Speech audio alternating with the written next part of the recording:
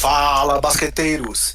Dando início a mais uma edição do nosso podcast, o Basqueteiros número 77. Mais uma vez estou aqui, eu, André Rocha, com meu amigo Gustavo Angeléias. E se em algum momento a gente chegou a pensar que não teríamos mais a temporada da NBA, em meio ao cenário global da pandemia, ela não apenas voltou, como chegamos, enfim, aos playoffs. E com isso, hoje vamos fazer nossa prévia da Conferência Oeste, com direito ao comentário sobre a classificação do Portland no play-in diante do Memphis, no jogo que acabou agora, há, 10 minutos atrás. Não é isso, Gustavo? E não apenas o Suns brilhou na bolha, mas tudo que está sendo feito em Orlando está sendo um sucesso até aqui, né, cara? Exatamente. Parecia que não ia dar, parecia que a gente ia ter uma temporada sem campeão da NBA, mas estamos aqui, entre mortos e feridos, entre protestos, entre pandemia. A NBA conseguiu realmente fazer uma bolha, porque, ao contrário do resto do mundo inteiro, as coisas estão dando certo na NBA. Os jogos estão acontecendo, vamos ter playoffs, não tem ninguém doente lá, ninguém pegou corona, as coisas estão andando, estamos aqui, vamos falar de basquete, apesar de tudo, vamos passar um tempinho aqui lembrando de algumas coisas que a vida tem de boa em meio a tanta tristeza.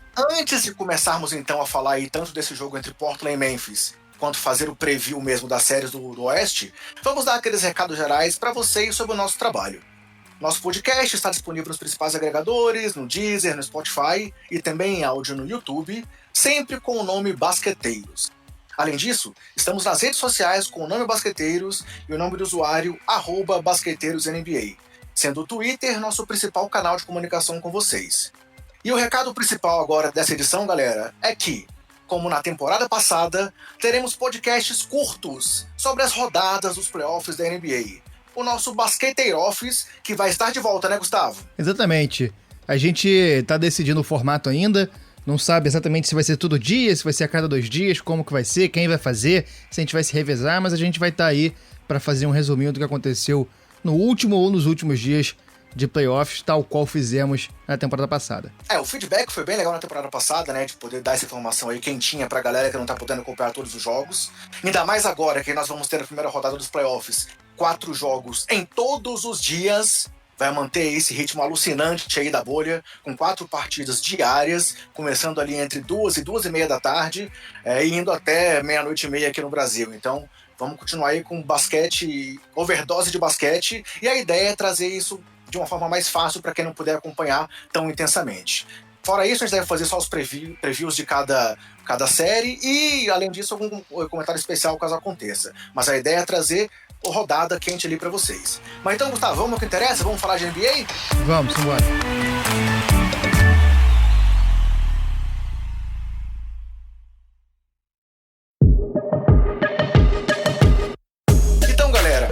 A classificação final de cada conferência, só para poder fazer uma introdução aqui, na Conferência Leste nós tivemos Milwaukee Bucks em primeiro, Toronto Raptors em segundo, Boston Celtics em terceiro, Miami Heat em quarto, Indiana Pacers em quinto, Philadelphia 76ers em sexto, Brooklyn Nets em sétimo e Orlando Magic em oitavo, com Washington permanecendo ali fora dos classificados, né? Washington que venceu apenas um jogo dos 8 disputados aí na bolha e ficando fora dos playoffs.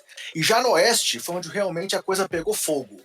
Tivemos o Lakers em primeiro, Clippers em segundo, Denver em terceiro, OKC em quarto, Portland em quinto, Jazz em sexto, Mavs em sétimo, e a briga pela 8ª posição foi uma briga quente até a última rodada aí dos times que estavam envolvidos, e no play-in que aconteceu hoje, nesse dia 15 de agosto. E aí o classificado acabou sendo o Portland Trail Blazers, com o Memphis ficando em nono, o Phoenix Suns ficando em décimo, o San Antonio Spurs em 11º, Sacramento Kings em 12º e o New Orleans Pelicans, aí uma das grandes decepções da bolha, ficando na 13ª colocação. O que significou hoje, vamos soltando aqui já algumas curtinhas no decorrer do programa hoje, não vai ser aquele formato tradicional de deixar as curtinhas para o final, com a demissão de Alvin Gentry.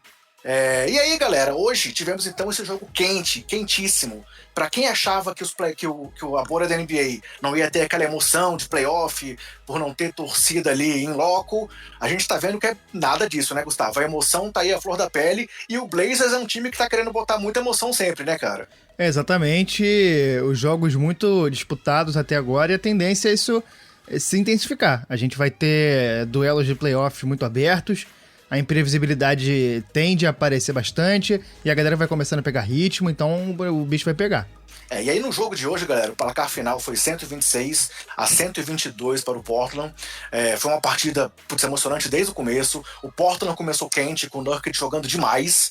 Aí na sequência, no segundo quarto, o Memphis se recuperou, para depois o Portland ainda sair em vantagem no intervalo, com 6 pontos de frente, voltou à frente do placar. Terceiro quarto, o Memphis voltou com tudo de novo. Ja Morant mostrando aí porque que ele vai ser calouro do ano, né?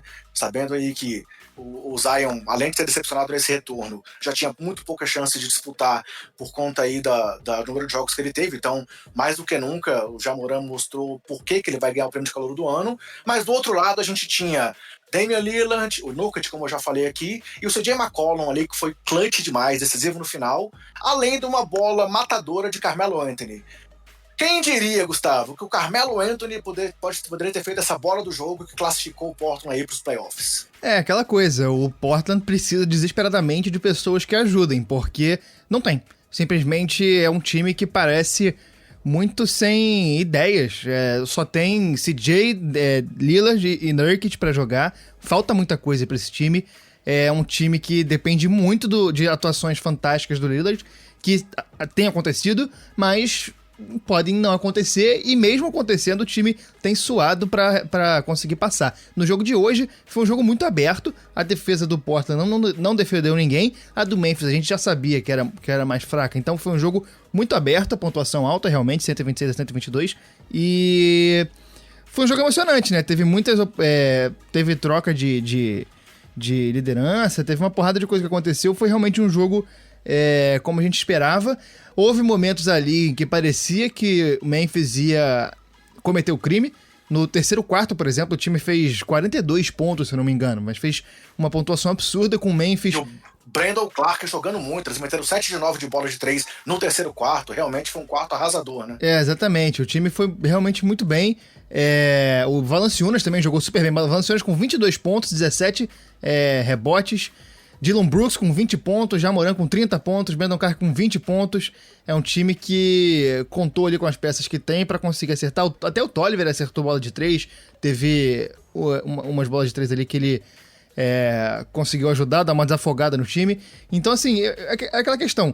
Memphis, pelo que apresentou na temporada, chegou na bolha podendo ter mais. Era um time que podia fazer mais, mas começou muito mal, perdeu o Jaren Jackson Jr. Perdeu o JJJ, exatamente.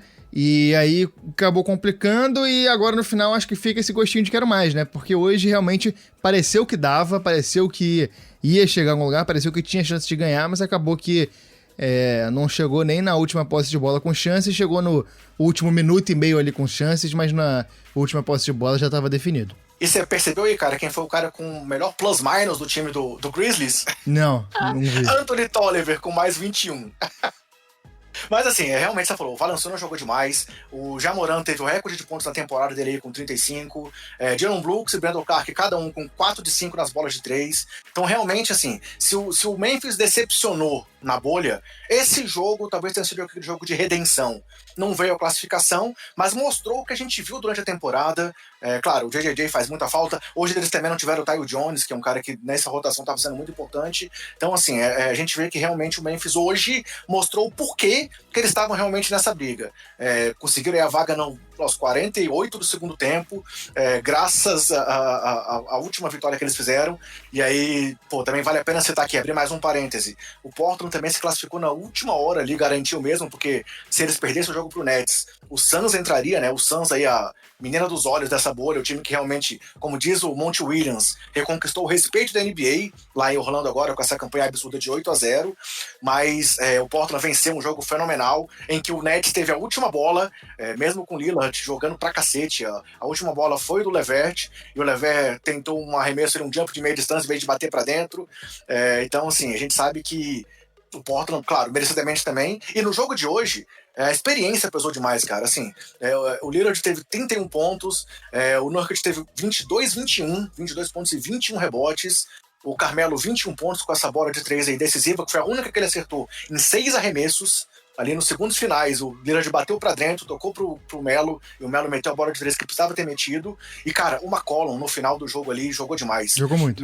Meteu step back pra frente do Jamoran, forçou o jogo pra cima do Moran, que é o ponto fraco a desenvolver dele ainda é a defesa, né? Teve um outro lance, cara, que eu até me empolguei no Twitter, não sei se você viu aí, a gente divide a conta, mas eu coloquei lá, que era o CJ Iverson, quando ele deu aquele crossover ali por baixo das pernas e deixou também o Jamoran na saudade pra meter uma bola de 3, e na sequência fez aí um step back pra fazer um arremesso de 2 também.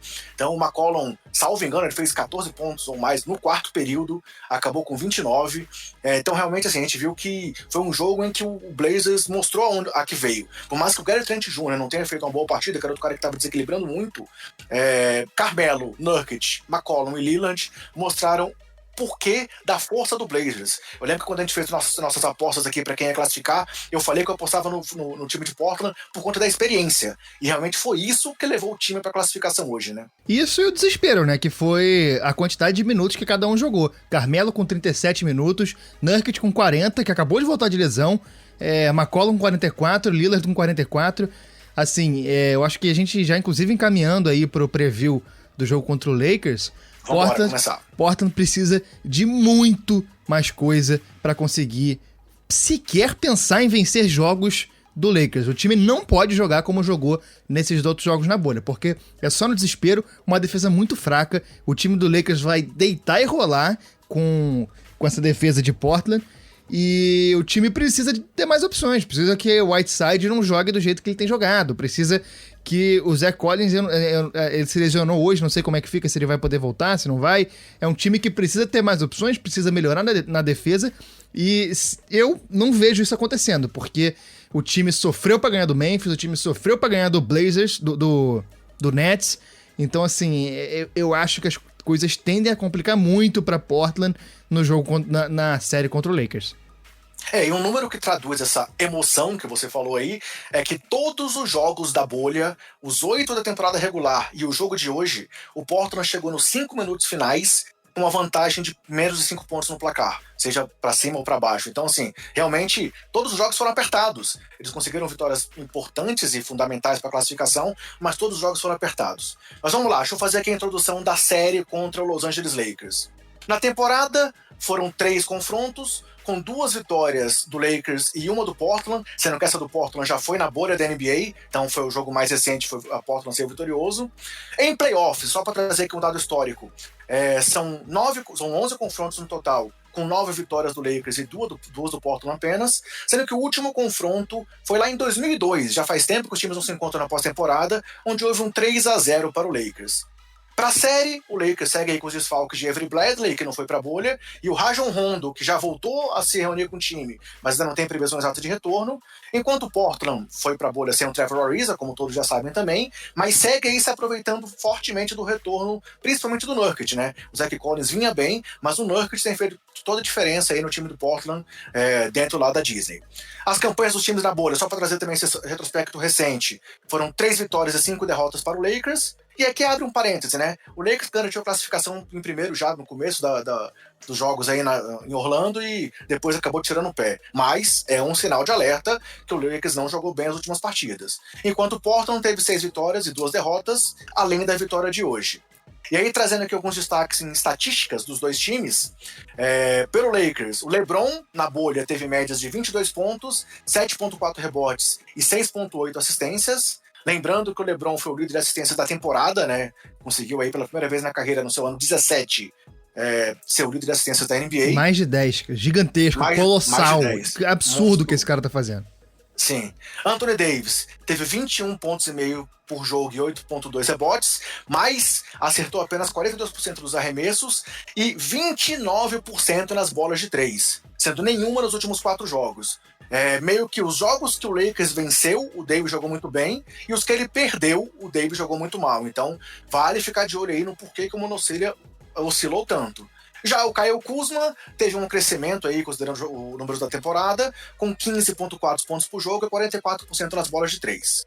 Pelo lado do Blazers, não entrando no jogo de hoje, tá nas estatísticas, Damian Lillard, 37,6 pontos por jogo, 9,6 assistências por jogo e 5,5 bolas de 3 por jogo. O Nurkic, média de 17,6 pontos, 10,2 rebotes e 2 tocos. Carmelo, 16,5 pontos e 46% nas bolas de 3. E o Gary Trent Jr., com 16,8 pontos, 4,5 bolas de 3 por jogo e 50% nas bolas de 3. Fala um pouco aí pra descansar agora, Gustavo, depois de falar esse tanto que eu falei aqui agora.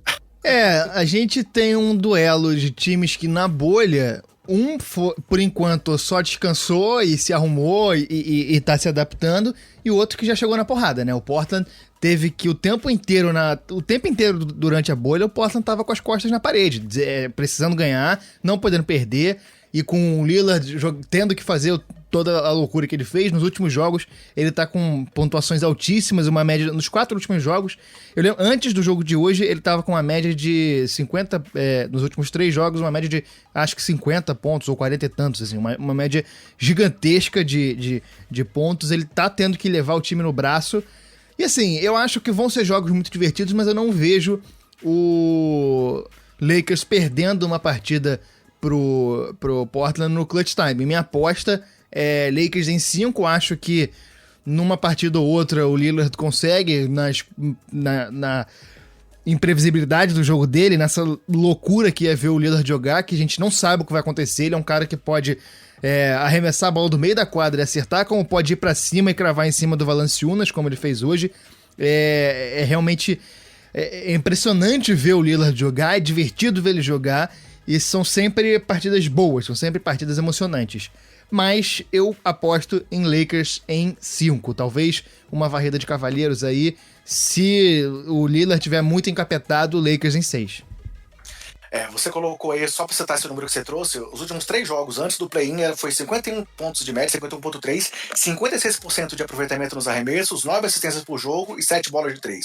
Então, realmente, o Lillard veio aí quente demais nessa fase final. E aí, falando do confronto em si, eu acho que talvez assim, um ponto que a gente tem que levantar é justamente essa questão do Lakers não ter engrenado ainda nesse retorno. Claro, como eu mesmo falei, tem a questão de que eles não tinham muito o que mostrar nesse começo, mas ao mesmo tempo, esse encaixe do Avery Bradley, parece que o time ainda tá sofrendo para conseguir. KCP não jogou bem nessas partidas, o Rondo faz muita falta na rotação também, o Caruso, apesar de alguns jogos pegar fogo, não é aquele cara assim de confiança para jogos pesados como são jogos de playoff, e Dion Waiters e J.R. Smith também ainda, mais que o Waiters, meio aquelas bolas loucas dele, tem tido até algum bom desempenho, ainda não deram também aquela segurança que o time tem. Então, o ataque do Lakers foi muito mal nesses jogos. A gente sabe que tudo bem, alguns jogos o LeBron jogou só 2 quartos, 3 quartos, poucos minutos, mas assim, a gente tem que ficar de olho no que o Lakers apresentou até agora. Foi um time que deixou a desejar. LeBron segue fazendo a parte dele. Anthony Davis, como eu comentei quando eu trouxe as estatísticas, tá oscilando demais. Tem jogos que ele joga muito, mas ele tava errando demais. Isso é uma coisa que tem que ser destacada. Então, assim, temos que ver muito como é que vai ser esse encaixe. A gente sabe que a defesa do Portland, como você já trouxe, é uma defesa que não traz muita segurança ao time. Apesar do Nurkic estar jogando um absurdo, a defesa como um todo, a rotação defensiva do time não tá tão forte. Então, a gente tem que ficar de olho como é que vai ser esse encaixe. Mas o ataque do Lakers, que foi decepcionante até agora, tem que ver como é que ele vai conseguir se aproveitar. Até porque o ataque do Portland veio muito bem, né? A gente vê que esses 4 jogadores que a gente citou aqui, McCollum, Nurkic, Lillard, Carmelo e o Gary Trent também vinha muito bem, não foi bem hoje, mas vinha muito bem. É bem complicado. Então, se você apostou aí em 5 jogos, eu vou dar um crédito aqui pro Damian Lillard e para esse momento das duas equipes. Eu acho que o Portland vem quente e o Lakers vem precisando esquentar. Então eu vou apostar Lakers também, mas eu vou apostar em Lakers em 7 jogos. Eu acho que vai ser a primeira pedreira aqui do Lakers para poder realmente garantir aí o favoritismo que eu disse que ele teria aí como provável campeão da NBA. Vamos pra frente então? Ou diga. Só um detalhe, eu acho que o que pode fazer o que pode dar um calorzinho nessa série é o Portland jogar 100% no ataque, e aí pontuações altas, partidas próximas e decididas no final. E aí isso que eu pensei. Exatamente, decidido no final, o Lillard pode levar na mão. O Lillard sozinho pode ganhar. Mas a tendência, na minha opinião, é isso não acontecer. Confesso que nesse momento eu tô assim, ainda aqui, como brinquei com você, gravando aqui nesse calor do jogo, o Lillard tá jogando demais, cara. Aquela bola do logo que ele meteu contra o Nets, pra poder sair de uma marcação que dobrava com ele no meio da quadra, assim, mostra a confiança que o cara tá também. Hoje, ele não foi, assim, excepcional como vinha sendo, mas, pô, não que ele tenha ido mal, fez 31 pontos, mas realmente ele tem sido muito confiante. Eu acho que essa confiança, assim como o Melo, que tava errando tudo, mas meteu a última bola, então, assim, eu acho que esse encaixe pode dar trabalho pro Lakers pelo momento do Lakers. Acho que o Lakers é um time melhor, claro, acho que Davis e LeBron continuam sendo a melhor dupla da NBA, continuo achando isso, mas nesse momento o Davis está oscilante e precisa ver como é que esse Lakers vai responder se um jogo desses o Portland vai começar a pegar fogo. E aí, claro, tem a questão de não ter torcida, vamos ver. Eu só acho que essa série promete muita emoção. Pode ser 4-1 como você falou, ou pode ser 4-3 como eu falei, então vamos só ver, esperar e curtir o que vamos ter pela frente. Segundo confronto, Los Angeles Clippers, que foi o segundo colocado, contra Dallas Mavericks, sétimo colocado. Duelo aí de Kawhi Leonard contra Luka Doncic. Na temporada, 3-0 pro Clippers, sendo que o último jogo foi na bolha, 126-111. Os times nunca se enfrentaram em playoffs. O Mavs segue aí sem o Dwight Powell e sem o Courtney Lee, enquanto o Clippers, a gente sabe aí que o Harrell já tá com o time, eu não sei exatamente quando que ele vai estar disponível para jogar, mas o desfalque, a princípio, é só do Harrell nesse começo da série. E na bolha, o Clippers teve 5-3 na sua campanha e o Dallas 3-5. Algumas estatísticas de cada uma das equipes. Os destaques do Clippers são Kawhi, com 28,9 pontos, 4,8 rebotes, 4,3 assistências e 48% nas bolas de 3. Paul George, com 25 pontos, 2 roubos de bola e 50% nas bolas de 3. E eu trouxe aqui o número que eu acho interessante, que é o do Zubac, que começou desfalcando o time e depois entrou aí com double-double. 10 pontos e 10 rebotes, com 69% nos arremessos em apenas 21 minutos jogados. Já pelo lado do Dallas, o Doncic teve aí uma média de quase triplo-duplo na bolha, com 30 pontos, 10,1 rebotes e 9,7 assistências. O Porzingis teve 30,5 pontos, 7,7 rebotes e 1 toque e meio por partida. E o Steph Curry teve 10 pontos por jogo, mas 42% nos arremessos de 3. E aí, vale lembrar aqui também que o Dallas sofreu demais em jogos apertados na bolha, né, cara? O time já vinha aí com uma campanha difícil em jogos decididos por 5 ou menos pontos e mostrou na bolha aí que o clutch time talvez seja o ponto fraco aí do Doncic, mostrando que, apesar de um monstro, ele realmente tem só 21 anos ainda, né, Gustavo? Exatamente. Eu acho que é um grande desafio pro Doncic já enfrentar o Clippers nessa bolha. Eu, assim, já colocando meu palpite, eu acho que não dá pro Mavs. O time do Clippers é muito superior, experiência. Eu acho que isso é o tipo de coisa, um duelo contra o Clippers de Kawhi e Paul George, com Doc Rivers treinando numa pandemia, na bolha, é o desafio perfeito pra essa galera crescer, né? Que são muito jovens. O Doncic é muito novo, o Porzingis é muito novo, a base do time do Dallas, apesar de ter uns caras um pouco mais velhos, como o Seth Curry, como o Tim Hardaway Jr., a base desse time é muito jovem. O Dwight Powell, que tá fora, mas tem o Maxi Kleber, tem muitos caras mais jovens, e esse duelo tem que ser um duelo pro time ganhar experiência, ganhar rodagem e tentar ganhar. Eu acho que é um time muito bom. O Doncic e o Porzingis são uma dupla mortal. O entrosamento deles é muito... É fascinante ver como eles se procuram na quadra e como o elenco de apoio do Dallas sempre tá ali pra ajudar também. Eu acho que eles começaram mal, recomeçaram mal a temporada na bolha. Os primeiros jogos foram ruins, mas acho que eles foram engatando e tendo a achar que eles vão dar trabalho pro Clippers nesse duelo, e eu apostei Clippers em 6. Acho que o Dallas consegue levar 2 jogozinhos aí na habilidade do Doncic e do Porzingis. Concordo contigo, meu palpite também foi Clippers em 6 nessa série. E aquela questão, já comecei a falar sobre isso, mas vai depender muito dos jogos, como é que os jogos vão chegar no final, cara. Como a gente falou aí do Portland, que o Portland é um time que foi muito clutch nesses jogos aqui da bolha. Se os jogos chegarem apertados, aí a vantagem pra mim é muito grande pro Clippers, pela experiência do Kawhi, do Paul George, pela frieza do Kawhi acima de tudo. A gente sabe que tem ali o Williams que pega fogo, dependendo de que jogo o Harrell voltar, ele é um cara que, também contribuiu demais durante a temporada e que vai chegar de uma forma muito importante para esse time. Enquanto a gente via, assim, a jogada do Dallas no final de partida é Doncic batendo pra dentro, abrindo para linha de 3. E aí é aquela questão, essa bola, se cair, ótimo, mas se não cair, eles não estavam apresentando alternativas. Todo final de jogo apertado do Dallas era isso, o Doncic pegava a bola, batia pra dentro. Às vezes fazia bandeja, mas sei lá, mais da metade das vezes procurava o grande dos 3. Então, Kleber metia a bola, às vezes não, às vezes sim, o Curry também que perdeu alguns arremessos decisivos, o Finney Smith é um cara que também teve pouco quente aí nos arremessos em algumas partidas. E aí, nessa hora é que talvez faça falta um pouco do jogo dentro do Porzingis, cara. Eu acho que o Porzingis tem que voltar a ter um jogo mais interno. O cara é um monstro, o cara é gigante. E isso pode atrapalhar, pode punir um pouco a defesa do Clippers. Eu falei da vantagem do Zubat, eu acho que isso pode forçar o Zubat a ter mais minutos em quadra. A gente viu aí o Joakim Noah jogando partidas, alguns minutos importantes, e aí, claro, tem momentos em que ele não estava aguentando realmente o ritmo do jogo. Então, eu acho que talvez assim, o Dallas precisasse forçar um pouco o jogo interno, não a ponto de colocar o Boban em quadro. Eu acho que o Boban não deve nem pisar em quadro nesses jogos. Mas eu acho que se o Dallas não conseguir mudar um pouco da forma dele de jogar no final de partida, esse 4-2 que a gente previu aqui pode ter menos jogos nessa série. Um dos jogos que eu assisti com mais atenção nessa bolha foi justamente o Dallas e Clippers, que eu tô procurando, eu tô dando uma enrolada aqui pra achar as estatísticas, porque eu achei muito interessante a forma como o Dallas jogou. Exatamente, eu achei muito interessante a forma como o Dallas jogou. Eles testaram bastante tempo o Boban em quadra junto do Porzingis, e acho que isso é uma tentativa de fazer o Clippers sofrer com a lineup baixa deles, porque aqui, encontrei.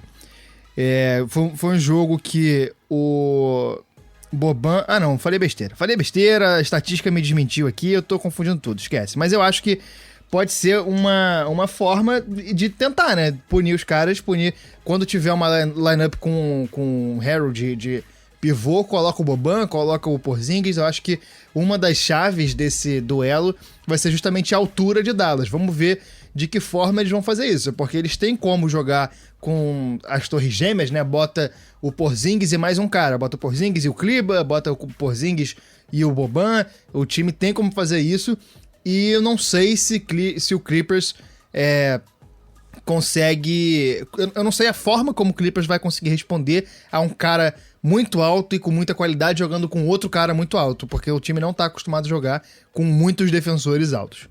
Esse foi o jogo que o Zubat jogou mais tempo, né? Ele jogou 24 minutos, teve 21-15. Mas assim, realmente tem que ver esses encaixes. E aí, claro, 2 técnicos muito bons em cada um dos bancos. Vamos ver como é que cada um vai responder ao que o outro apresentar. Mas é uma série muito divertida de se ver. Pô, ver esse duelo aí, Kawhi, Doncic, o Doncic sendo marcado, olha pelo Kawhi, olha pelo Paul George, e mesmo assim sabendo que ele vai inventar as jogadas fundamentais e geniais que ele inventa, vai ser muito bom de conferir. Então, palpites igualados aqui, 4-2 na série pro Clippers, tanto para mim quanto pro Gustavo. Terceiro duelo, o seu Denver Nuggets, Gustavo, em terceiro colocado, contra o Utah Jazz, sexto colocado. Na temporada, 3-0 para o Denver, sendo que o último jogo foi na bolha, 134-132, com 2 prorrogações. No histórico de playoffs, 3-1 para o Utah, e o último confronto lá em 2010, na primeira rodada, quando o Jazz venceu por 4-2. Desfalques, o Denver tem sofrido aí com muitas lesões, mas a princípio chega agora com todo mundo disponível para essa série, assim como o Utah Jazz. E os Utah Jazz sem o Bojan, né? Ah, claro! Chega sem desfalques de quem tava jogando. Sem desfalques além da bolha, né? Isso, na linha da bolha, mas o Bogdanovic realmente é um desfalque fundamental e foi talvez o que fez o time do Jazz mudar mais nesse retorno da NBA, né? Tanto em encaixe quanto em queda de produção, realmente. A gente vê mais minutos do Royce O'Neal e viu que tá sofrendo mais para poder conseguir resultados. Os dois times tiveram uma campanha de 3-5 na bolha, e aqui 2 destaques estatísticos do time do Denver. Jokic, claro, com 20.1 pontos, 6.7 rebotes e 9.1 assistências. Sim, um pivô com 9.1 assistências. E o grande Michael Porter Jr. A gente comentou sobre ele aqui, apesar das falas contraditórias que ele teve nesse período. O calouro teve médias de 22 pontos, 8.6 rebotes e 42% nas bolas de 3. Já pelo time do Jazz, Donovan Mitchell tem 21,7 pontos por jogo, 4,4 rebotes e 5 assistências. Rudy Gobert, double-double com 15,3 pontos, 11 rebotes, além de quase 2 tocos e 64% nos arremessos. E aqui vai um destaque, o Mike Conley encontrou parte do jogo dele que estava deixando a desejar, com 18 pontos e 5 assistências por partida, com apenas, se não me engano, 24 minutos em quadra. E aí, qual é a sua expectativa para esses jogos aí do seu time, do Denver, Gustavo? Então, Denver acabou na bolha tendo muitos problemas de lesão, como tem tido nas últimas temporadas. É impressionante como é que o jogador de Denver se machuca e acaba que sempre fica o Jokic a temporada inteira tendo que levar o time no braço. Mas agora, a princípio, tá todo mundo disponível. Quem volta de fundamental é o Barton e o Gary Harris, que são fundamentais para esse esquema do Denver. O Barton ofensivamente e o Harris defensivamente. Harris é a dupla de defesa do Denver para marcar bons jogadores de perímetro. É Harris e Torrey Craig. São eles dois que vão pra cima de todo mundo. A gente viu isso na semifinal de conferência ano passado contra Portland, e são esses caras que marcam os jogadores bons de perímetro do time adversário, e provavelmente o marcador do Donovan Mitchell vai ser o Gary Harris, se ele estiver realmente bem fisicamente. E aí o time acabou que tá... A gente vai ter que ver como é que ele vai voltar pra esse playoff, porque o time talvez não esteja 100%, né?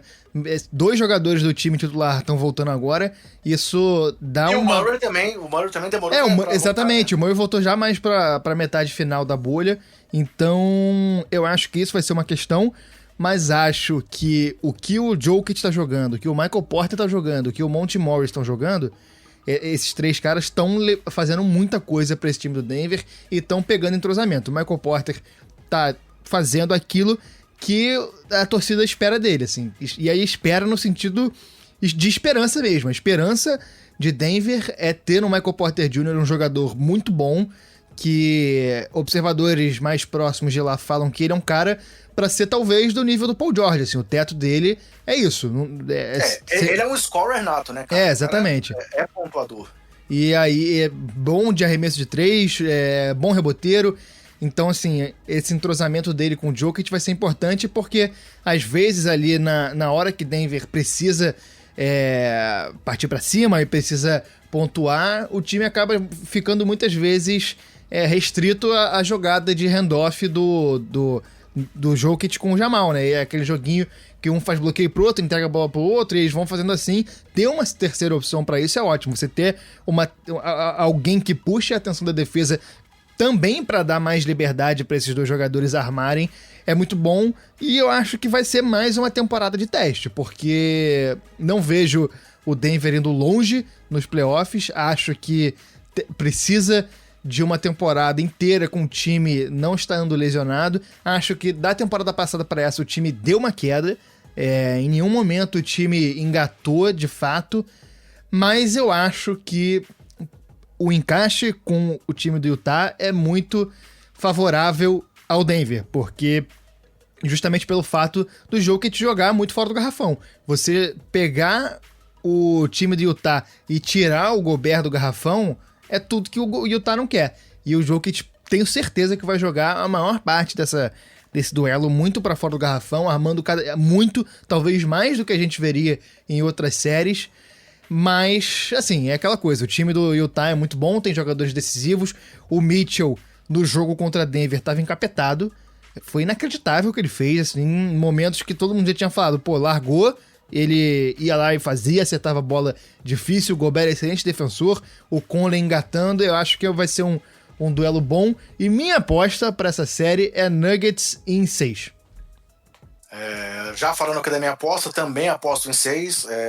Também acho que o Nuggets tem, além da vantagem, tem o encaixe, como você falou, mas vale a pena citar que, assim, como você me lembrou lá atrás, a falta do Bogdanovic e o impacto positivo para o Denver nisso, né? O Joe Ingles tem feito alguns bons jogos, mas a gente vê o tanto que o Bogdanovic fez falta nesse retorno. O time do Utah foi um dos times que também mais caiu nesse retorno da NBA. Se não fosse o Mitchell pegando fogo em algumas partidas, e o Conley crescer um pouquinho, que era uma coisa que estava fazendo falta para ele mostrar o basquete que ele sempre apresentou aí no time do Salt Lake City, o Utah estava realmente brigando muito mais em cima. Já o Denver teve até a penúltima rodada com chance de ficar em segundo colocado. Se não perdesse o confronto direto pro Clippers, foi um jogo ali que os dois se enfrentaram, o Denver poderia ter ficado até em segundo. E aí, nesse ponto, ficar em terceiro pode ter sido melhor por pegar o Utah nesse momento, que é um time que não vem tão bem, ao invés de pegar o ataque que às vezes mete todas as bolas possíveis do Dallas Mavericks. Então, acho que esse cruzamento ficou muito positivo pro time do Denver, pelo encaixe que você comentou do Jokic quanto o Gobert. A gente vê que o time do Utah caiu demais na defesa nessa temporada, ainda que o Gobert tenha bons números e já tenha sido candidato aí, esteja entre os 3 candidatos a defensor do ano, a gente viu que o time, assim, perdeu muito força na defesa, e aí essa é a hora que o Denver vai ter esse tempo também de trazer essas peças de volta. Claro, o Porter vai perder minutos, mas o time vai ganhar força com o retorno aí do Barton e do Harris, e essa também é uma série, assim como eu falei do Lakers, uma série pro Nuggets se reencaixar para seguir nos playoffs, mas mesmo assim eu acho que com as dificuldades que ele pode ter pela frente nesse reencaixe, muito também pela forma como o Jazz tem jogado, eu acho que o Nuggets leva 4-2. E a última série talvez seja a mais esperada, emocionante, e mais difícil de prever também, né? E mais difícil de prever desses playoffs, que é o confronto entre Houston Rockets e Oklahoma City Thunder. O Rockets acabou em quarto e o Thunder em quinto. E assim, aquele duelo aqui da lei do ex, né? Na temporada foi 2-1 pro Thunder, todos os jogos antes da bolha. Na história, os times já se enfrentaram 8 vezes, incluindo aqui o tempo de Seattle Supersonics, com 6 vitórias do time do Thunder e 2 do time do Rockets. Só que dessas 6 vitórias, 5 foram do Seattle. E o último confronto foi na primeira rodada de 2017, onde houve um 4-1 pro Utah Jazz. E aí, falando dos desfalques... Acho que você confundiu aí. 4-1 pro Houston Rockets, desculpa. Utah Jazz não. É que eu copiei aqui. Erro do roteiro. Eu copiei do texto anterior e ficou o nome do time errado. 4-1 pro Houston Rockets. E aí, falando de desfalques, o OKC chega aí com força total para esse confronto, enquanto o Houston Rockets tem a ausência de Russell Westbrook, que deve ficar fora pelo menos até o dia 20. Começa fora aí, o Houston ainda não deu um prazo exatamente de retorno, mas é um jogador que vai fazer falta demais, mas vamos falar sobre isso mais pra frente. Os dois times tiveram campanha de 4 na bolha, e aí trazendo as estatísticas dos principais jogadores de cada lado. Pelo Houston, quem é o cara que teve média de triplo-duplo recente no time do Houston, Gustavo? Todo mundo, né? Pois é, aqui na bolha, o Harden teve 34 pontos, mais de 8 rebotes, quase 9 assistências, além de 2.7 roubos de bola, para quem critica aí a defesa do Harden, e 4 bolas de 3 por partida. Enquanto o Westbrook teve 24.3 pontos, 6.7 rebotes, 7.8 assistências e 1.3 roubos de bola. Já pelo time do Oklahoma, Chris Paul, média de quase 17 pontos, 5.6 rebotes, 6.6 assistências, 1.9 roubos e 40% nas bolas de 3, enquanto Shai Gilgeous-Alexander teve média de 16.4 pontos, 5.6 rebotes, 6.6 assistências e 1.9 roubos. E aí, para começar então aqui a discussão, Gustavo, o que será que os deuses do basquete nos apresentaram aí com essa ausência do Westbrook? Vai trazer menos ou mais emoção pro duelo quando o cara voltar com sangue no olho, cara? Eu acho que assim, esse duelo é aquilo que a gente gosta de ver no basquete, né, cara? A gente gosta dessas narrativas, dessas histórias, e a história do Thunder nessa temporada, talvez junto com a do Suns na bolha, seja mais fascinante. É um time que todo mundo dava como certa o papel de coadjuvante que o time ia ter na temporada, dando como certo o tank, aquela coisa que o time ia ser desmontado, que o Chris Paul não ia querer, mas talvez o que a gente precisava para ver o Chris Paul no auge fosse um time que ele pudesse mandar. E é isso que tá acontecendo agora. Ele é o dono do time e eu acho que talvez seja uma das melhores temporadas do Chris Paul, não em estatísticas, mas em relevância. Ele tá sendo extremamente relevante para um time extremamente relevante na temporada, que ninguém quer enfrentar, Ainda bem que, porra, Denver conseguiu escapar dessa. Ainda bem que a gente não vai ter um Rockets e Jazz também, que tava de saco cheio já desse confronto. E é isso, né? Vai ter lei do ex, vai ter briga, vai ter drama, vai ter tudo que a gente quer ver. Essa série eu não perco por nada. E já dando o meu palpite, eu acho que é da Thunder em 7. Rapaz... Eu acho que o Chris Paul não perde esse jogo por nada. O Shai Gilgeous-Alexander é muito bom jogador. Esse cara, ele é inacreditável. Ele vai ser, cara, top 5, top 3, talvez top 1 armadores da NBA nos próximos anos. O Gallinari tem jogado muito bem. O Steven Adams é um monstro defensivo e uma parede no ataque na hora de fazer bloqueio. É realmente impressionante a forma como esse Thunder joga e é apaixonante. Você vê esse time quando você pensa no começo da temporada, como você pensa na reformulação. É difícil não torcer pra esse time do Thunder, apesar do Chris Paul, que é um cara que eu pessoalmente não gosto.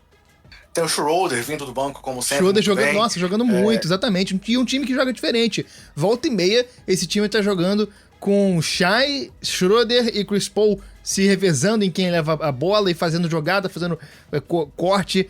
Realmente o time é muito bom. Eu confio nesse time e eu acho que esse time pode surpreender nesse confronto, apesar de não ser a lógica. Eu acho que a lógica seria o Rockets, mas eu acho que dá Thunder.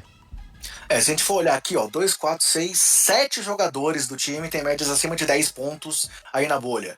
Chris Paul, Shai, Schroeder, Gallinari, o calouro Darius Bazley, o Hamidou Diallo e o Steven Adams. Com o Luguentz Dort, que é um cara também que o time aí achou do nada, né? Não draftado, que vai muito bem, com 9,1 pontos por jogo. Então, realmente, a rotação do time tá muito azeitada. E como você disse, o Chris Paul tá com sangue nos olhos pra partida. Mas do outro... Pra partida não, pra série. Mas do outro lado, temos o Harden aí alucinado. Que não dá pra esquecer nunca. Jogando demais, cara. Se a gente for olhar aí, quem foi o melhor jogador da bolha? A gente falou muito aí do Doncic, do Lillard, do Booker, do TJ Warren, mas, cara, o Harden teve quase um triplo-duplo aí na bolha. O cara também tá jogando demais. Jogou aí o último jogo que já não valia nada, porque a decisão entre quarto e quinto lugar não faria tanta diferença no confronto, já que não tem o mando de quadra. Se bem que, do jeito que as coisas estão, talvez o trabalho do DJ seja muito importante pros times, pelo que a gente tá vendo.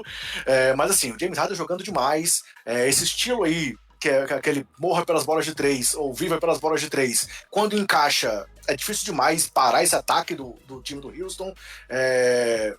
A troca, desde que o Capela saiu, o time ficou ainda mais focado nisso. Daniel Halls tem dia que pega fogo, o Covington tem dia que pega fogo. A gente teve aí jogo de 41 pontos do Austin Rivers, que é um cara que, nessa ausência do Westbrook, vai ser muito importante para poder também bater para dentro. Afinal, o time trocou o Capela para abrir o garrafão pro Westbrook enfrentar, né? Então, eu citei, quando eu te perguntei do Westbrook, eu acho que esse começo vai ser fundamental. Se sem o Westbrook o time do Houston conseguir garantir alguma vitória, quando o Westbrook voltar, eu acho que ele vai voltar também com sangue nos olhos.